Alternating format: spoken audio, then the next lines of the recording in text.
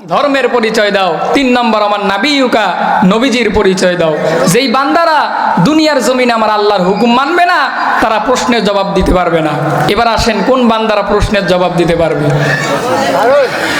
মুসলমান ভাইয়েরা আমার, গভীর মনোযোগ দিয়া কথাগুলো শুনবে।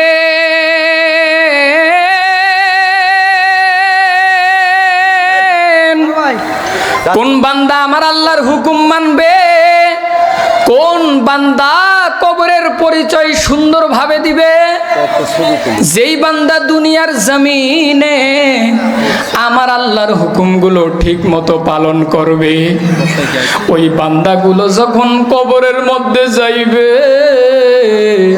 ফেরেশতা যখন বলবেন মার রব্বুকা, রবের পরিচয় দাও, ওই বান্দাগুলো ডাক দিয়া বলবে রব্বি আল্লাহ, আমার রব হলেন আমার আল্লাহ। বলেন তো আমাদের রব কে? আওয়াজ দিয়া বলেন আমাদের রব কে? আওয়াজ দিয়া বলেন। আওয়াজ হয় নাই, মুসলমানের আওয়াজ হবে শক্ত আওয়াজ। বলেন তো আওয়াজ দিয়া আমাদের রব কে? ওই বান্দা ডাক দিয়া বলবে রব্বি আল্লাহ, আমার রব হলেন আমার আল্লাহ। আমার আল্লাহ ব্যতীত আমার দ্বিতীয় কোনো রব নাই। ওই বান্দারে কবরের মধ্যে ফেরেশতারা যখন 2 নম্বরে বলবে নমান দিনুকা, ধর্মের পরিচয় দাও, যেই বান্দা বান্দি দুনিয়ার জমিনে আমার আল্লাহর হুকুম মানবে, আমার আল্লাহর হুকুম অনুযায়ী চলবে, ধর্মের হুকুম অনুযায়ী চলবে, যেই বান্দা বান্দি ইসলাম হুকুম দিছেন বান্দা 5 ওয়াক্ত নামাজ পড়বি, যেই বান্দা 5 ওয়াক্ত নামাজ পড়বে, যেই বান্দা রমজানের রোজা রাখবে, ওই বান্দা, জি ঠিক আছে, ওই বান্দাগুলো ডাক দিয়া বলবে দিন ইয়াল ইসলাম, আমার ধর্ম হলো ইসলাম। এরে মুসলমান বন্ধু, আমার দিকে সবাই মনোযোগী হই। কোন বান্দা আপনার আমার পয়গম্বরে কবরে দেখা চিনবে? আপনারে আমারে যখন আপনার আমার পয়গম্বরে দেখাইয়া বলবেন মান হাদার রজুল, এই বান্দা এই ব্যক্তিটারে চিনোনি? কোন বান্দা আপনার আমার পয়গম্বরের পরিচয় দিবে? যেই বান্দা দুনিয়ার জমিনে আপনার আমার পয়গম্বরের আদর্শ অনুযায়ী চলছে, ওই বান্দাগুলো ডাক দিয়া বলবে ইনি তো আমার রহমাতুল লিল আলামিন। বলেন আল্লাহু আকবার। কারণ এই নবীরে না দেখা নবীর সুন্নত দাড়ি মুবারক রাখছি, নবীরে না দেখা মাথায় টুপি দিছি, দাড়ি টুপির কারণে কত মানুষ কত রকম কথা বলছে, কত মানুষ চাচা চাচা বইলা মোল্লা মোল্লা বইলা টিটকারি করছে, তারপর গাল থেকে দাড়ি কাটি নাই, মাথা থেকে টুপি ফালাই নাই।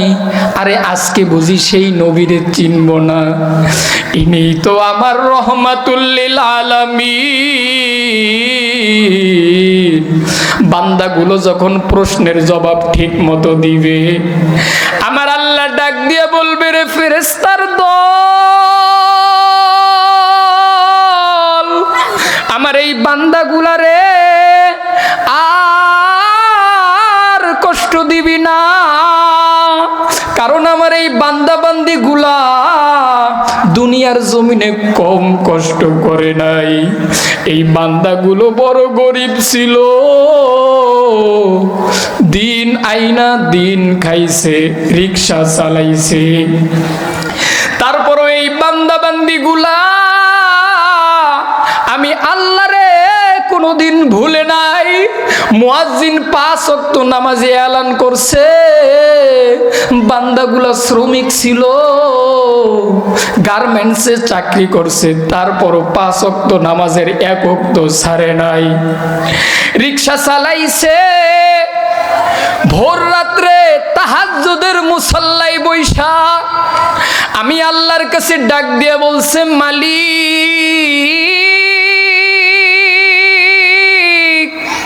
তুমি আমারে গরিব বানাইছো, আয় আল্লাহ আমি তোমার উপর বেজার না, কিন্তু আল্লাহ তোমার কাছে দোয়া করতেছি, ও আল্লাহ তুমি আমারে মাফ করে দাও, ও আল্লাহ তুমি আমারে হালালের উপর রাখো, আয় আল্লাহ হারামের উপর নিও না। এরে মুসলমান বন্ধু, আমার আল্লাহ ডাক দিয়া বলবেন, এই ফেরেশতার দল এই বান্দা গুলারে আর কষ্ট দিবি না, তাড়াতাড়ি এই বান্দাগুলার কবরের সাথে জান্নাতের সাথে একটা লাইন লাগায়া দাও। ওই জান্নাত আমরা পেতে চাই কি চাই না? আরে মুসলমান বাবাজি, ওই জান্নাত কেমন আরামের জায়গা, ওই জান্নাত কেমন শান্তির জায়গা, আজকে সারা রাত যদি বয়ান করি তারপর জান্নাতের বর্ণনা দিয়া শেষ করতে পারবো না বাবাজি। ওই জান্নাত হলো বড় দামি একটি জায়গা, জান্নাতটা বড় আরামের ঘর, ওই জান্নাতের মতো আরামের জায়গা এই পৃথিবীতে আর নাই। জান্নাত এমন দামি একটি জায়গা। এ মুসলমান বন্ধু, আপনার আমার পয়গম্বর ডাক দিয়া বলে, ওই জান্নাতটা কেমন শান্তির জায়গা জানেননি? আল্লাহর রসুল ডাক দিয়া বলেন, উম্মতেরা রে, ওই জান্নাত এমন শান্তির জায়গা, ওই জান্নাত এত আরামের জায়গা, মালা আইনুন রাত ওয়ালা উযুনুন সামিআত আলা খাতারা আলা কলবি বাশার। ওই জান্নাত এমন শান্তির জায়গা, যেই শান্তির কথা আমি বয়ান করে বুঝাইতে পারবো না। জান্নাত এমন শান্তির জায়গা, আপনি অন্তর দিয়ে ভাববেন যে আরে এত শান্তি হতে পারে না, ওই অন্তরটা আপনার নাই ভাবার মতো। সুবহানাল্লাহ বলেন, আওয়াজ দিয়ে বলেন সুবহানাল্লাহ। ওই জান্নাত এমন শান্তির জায়গা, আপনি কান দিয়া শ্রবণ করতে পারবেন না। আপনি যদি শ্রবণ করেন যে জান্নাত এত সুখের, আর আমার আল্লাহ ডাক দিয়া বলে এর চেয়েও কোটি কোটি কোটি গুণ বেশি জান্নাতে আরাম।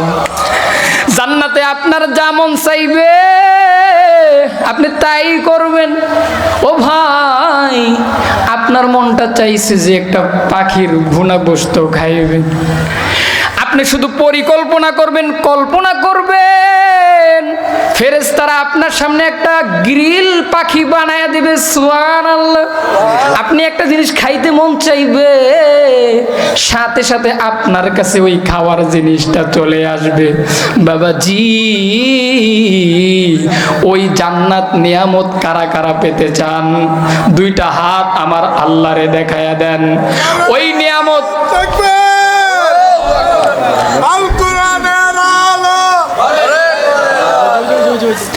ভাইয়েরা আমার, ওই জান্নাত যারা পেতে চাই, ওই জান্নাত নামক নিয়ামত যারা পেতে চাই, আজকে এই পীরে কামেল হযরত মাওলানা আব্দুল হালিম পীর সাহেবের মাহফিল।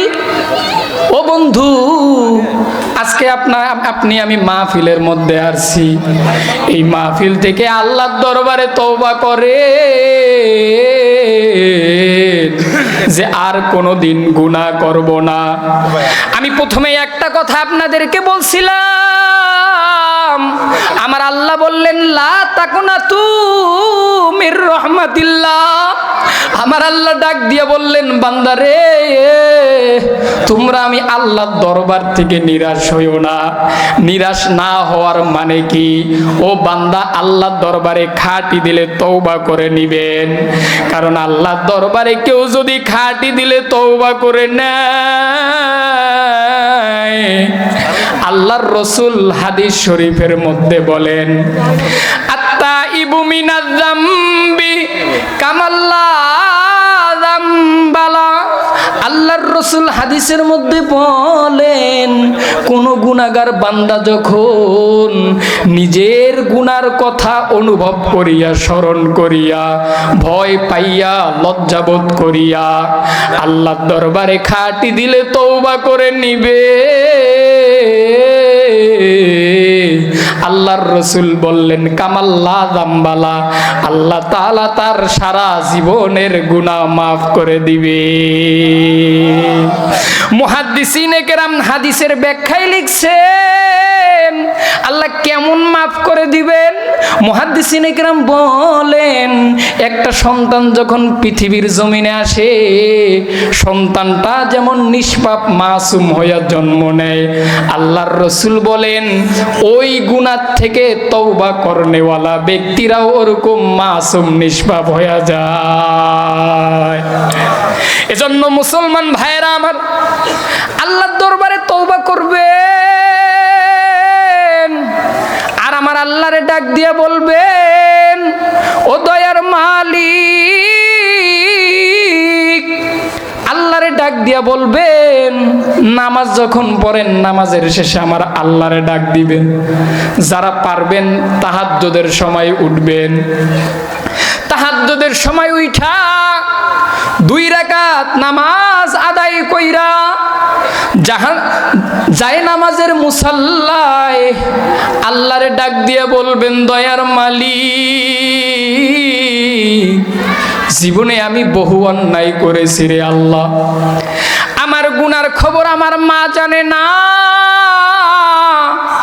আমার গুনার খবর আমার বাবা জানে না।